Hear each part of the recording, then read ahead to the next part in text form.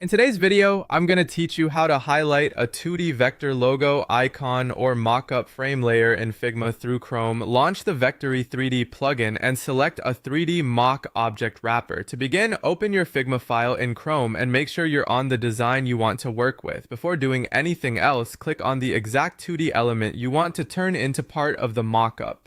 This could be a vector logo, a simple icon, or even a frame you've prepared as a mockup surface. The important thing here is that the correct layer is selected before you move on, because the plugin will use that selected object as the starting point.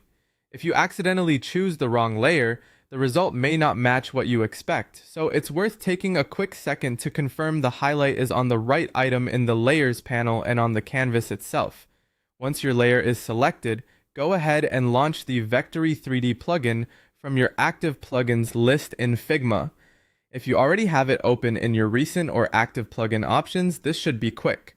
After you click it, give the plugin a moment to load completely. Depending on your browser performance or the complexity of your file, it may take a few seconds to fully appear. During this stage, avoid changing your selection in Figma unless you intentionally want to use a different layer.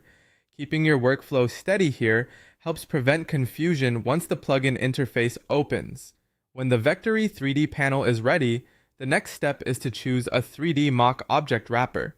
This is the object that will visually present your selected design in a more realistic or stylized form. For example, you might pick a phone frame if you want to place your artwork on a device screen, apparel if you're previewing a logo on clothing, or an abstract cube if you want something more graphic and presentation focused. The wrapper you choose should match the way you want your design to be showcased. Take a moment to browse the available options and select the one that best fits your project. Think about the final presentation and how your 2D artwork will look once it's wrapped onto the 3D object. A clean, thoughtful choice here can make your logo, icon, or frame feel much more polished and professional. Once selected, you're ready to continue building your 3D presentation from that starting point.